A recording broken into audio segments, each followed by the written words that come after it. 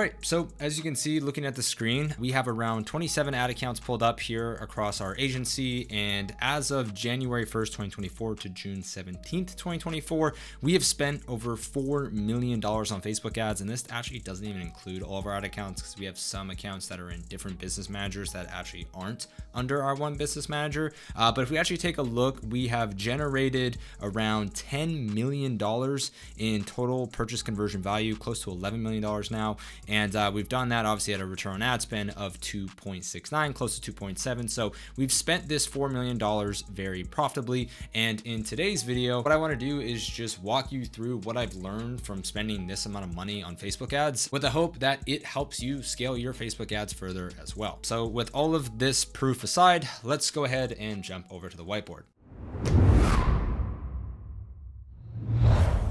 So obviously, as you just saw on the screen, I've definitely been pretty busy this year advertising on Facebook, and we're planning on spending a lot more than that as obviously we get to Q4 and all that good stuff. But what I want to do today, and again, the mic is going to cut out, so I'm going to try to bring it a little bit closer. But what I want to do today is basically break down 4 key things that I've learned that actually make up the KPI that basically everybody wants, which is return on ad spend or cost per acquisition. Okay. Now, obviously to spend $4 million profitably, we have to have some kind of idea of how to maintain a good return on ad spend or how to decrease CPA. So that way we can actually increase scale, because whether you believe me or not, I don't work with a bunch of VC backed businesses that can just afford to blow hundreds of thousands of dollars a month on ads. So when we're managing these ad accounts for our clients, we have to do it profitably. So the first thing that I want to jump into is, what is return on ad spend, right? How do we actually get to that number? Well, if you want to get to the magical, apparently that's POAS, but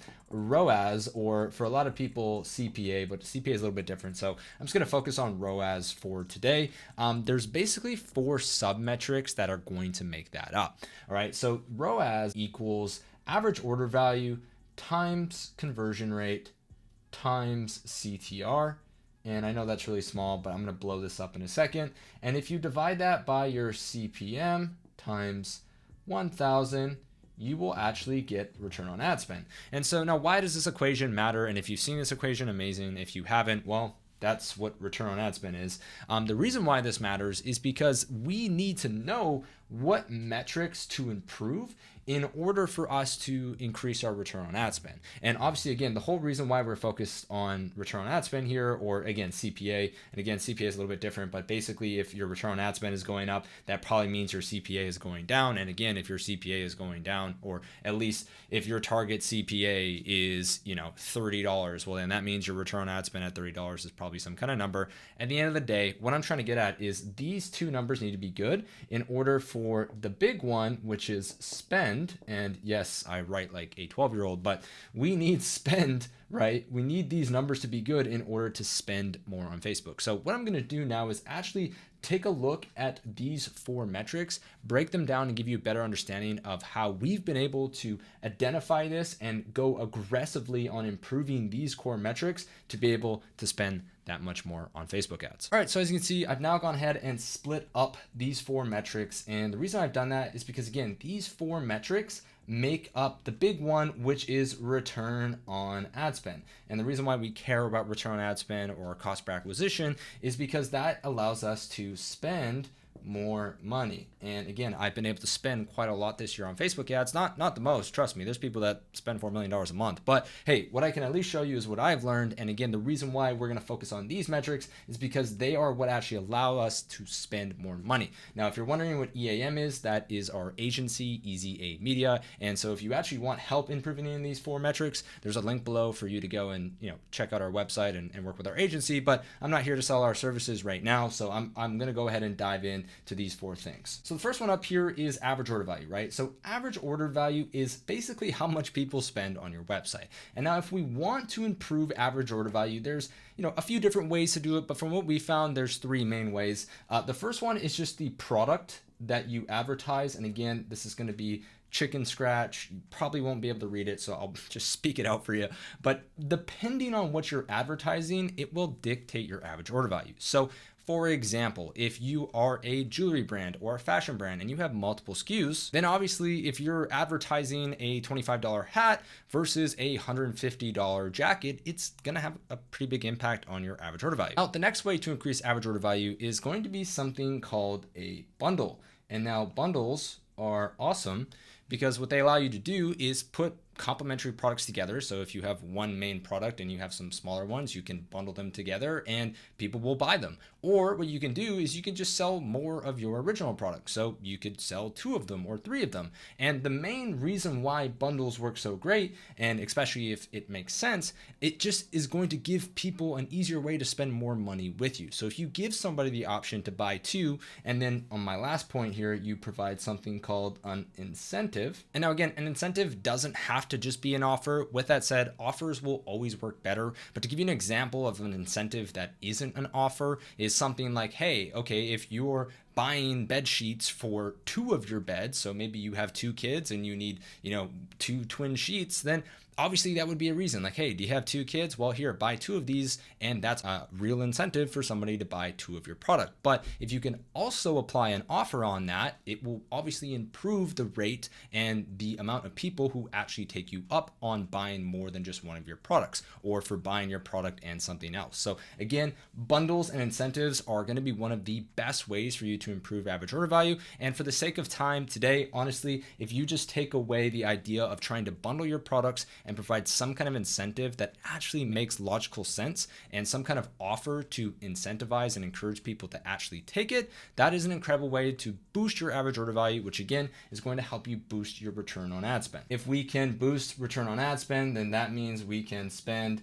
more money on ads. And yes, that is a dollar sign. I'm going to slide the board over a little bit so you can see it. But conversion rate is a big one. Now, there's a lot of great ways to increase conversion rate. But if I'm going to be honest with you, one of the best ways to increase your conversion rate is actually just by having better ads and higher converting ads. So the first one that we're going to put on here is just better ads. And we're going to come back to this. And I'm actually going to break down what I mean by better ads. So make sure you continue to watch through the end where I go through and explain how to make better ads, because it's going to be a common theme coming up here.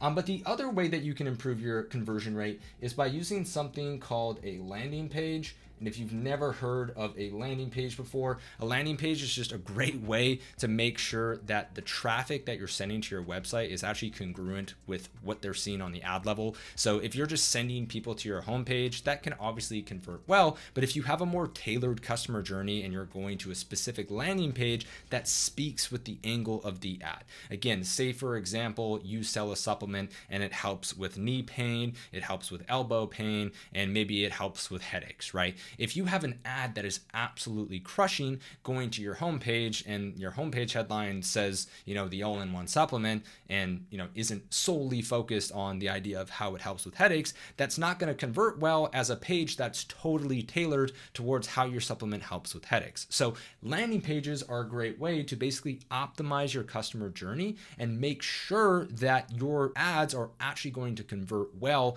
post-click. And then another great way to improve your overall conversion rate is just by split testing. Okay, so just going in, and I'm gonna go ahead and write this down. Split testing different areas on your store is a fantastic way to just improve your overall conversion rate. So going to your homepage and, for example, split testing maybe a headline that's more focused on headaches rather than the all-in-one supplement. Or for example, going to your product pages and optimizing your FAQ or optimizing your product images, and just honestly going through your site and split testing section by section all of this incredible data that you have from your ads that's working, or all of this incredible data that you have from your reviews, or based on questions that you get, or based on testimonials that you get, or based on any research that you've done. Split testing and optimizing your website around all of that data is a fantastic way to improve conversion rate. And again, if we can improve conversion rate, we're going to improve return on ad spend, which allows us to spend more on Facebook. And then if we come down to the final two here, which is CTR and CPM, there's really 2 ways to improve these. Okay, the first one is better ads, and the next one over here is also better ads. Now, I do have one more thing that I want to add here, because with CPMs, something that is super important is making sure that you're going broad. Okay, that is another great way to decrease your CPMs, because again, just as a reminder, with CPMs, we want this to go down, right? We don't want this to go up. We want this to go up. We want this to go up. We want everything to go up but CPM. So with CPM, we want it to go down. And a great way to get your CPMs to go down is just go broad and let Facebook do the targeting for you. So if you're still playing around with a bunch of interests and a bunch of lookalikes and all this other stuff, just don't worry about that, okay? We're gonna dive deeper into better ads because as you can see, better ads is not only gonna improve your conversion rate, your CTR, and your CPM.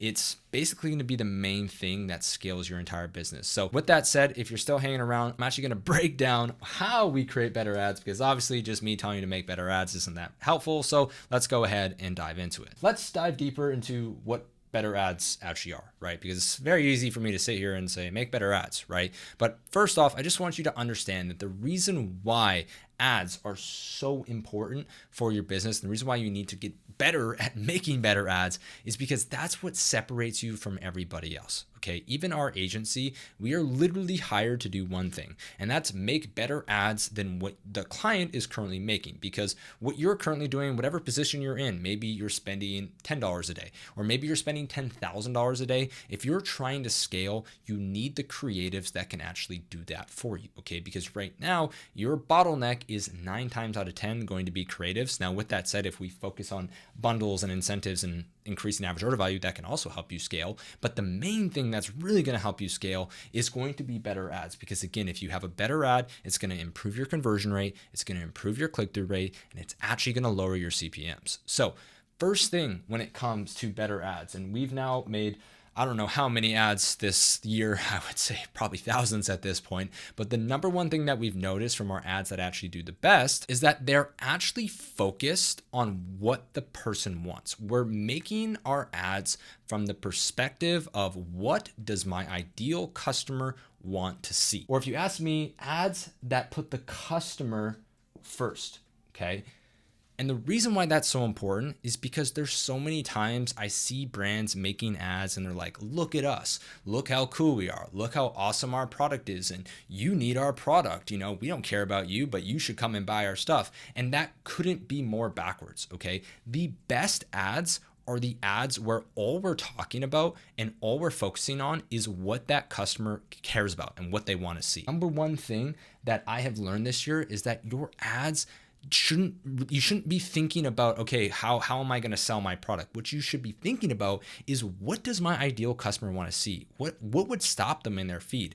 And what is something that they actually care about? Because if you start creating ads from that frame, your ability to grab attention and get higher click-through rates and higher conversion rates and lower CPMs is going to increase massively. And if you're wondering, well, how do I figure out what my customers want? Well, you got to do a lot of research. And I have tons of videos on my channel that explain how we do research. But the most important thing is that you have to understand your customer, you have to understand what they want, and you have to be able to make ads that they care about, okay? Stop focusing on you and just take a second. I know it's hard. Sometimes it feels like the world revolves around us, but the most important thing is you have to take time to focus on your customer rather than just telling them everything about you. Okay. Now, don't get me wrong. There is definitely a time and place for you to explain who you are, and that can build a lot of rapport. And obviously, a very common and successful ad type is a founder's video because people love stories and people love to be bought in and be a part of something. But at the end of the day, if you're just spending your time creating ads that your customers are going to like and that are actually going to resonate with them,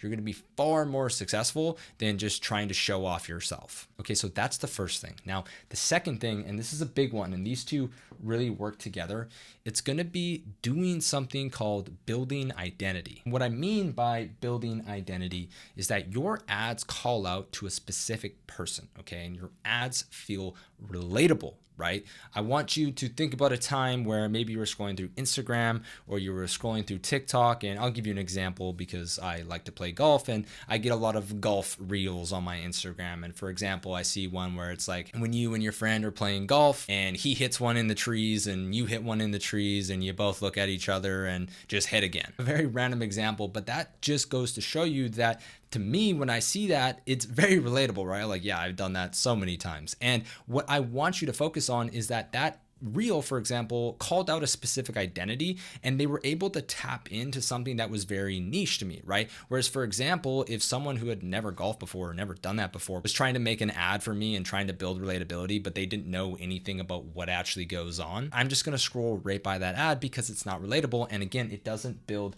identity. And so if you can focus on building identity with your ads and diving deeper into basically the conversations that people have in their head, and you're able to build a lot of relatability in your ads, that is really going to help you stand out. And that is really going to help you, again, create better ads. Now, again, the focus here is to be able to tie these two together. So that way you can build ads that call out your specific identity and your specific customer, but also put them first, right? You're not just calling them out and saying like, does this happen to you? Come and buy my stuff. But you're also able to put it in their perspective, right? Again, customer first. We care about what the customer wants. We need to be selfless in this process, okay? And so these two things right here, there's a lot of other things that go into building a great creative. Again, you need to be able to execute. You need to have the content for it. But at the end of the day, if you can nail down your strategy and you can find a way to build identity and always remind yourself that your customer comes first, you're going to be way more successful with the ads that you put out there, which in turn, again,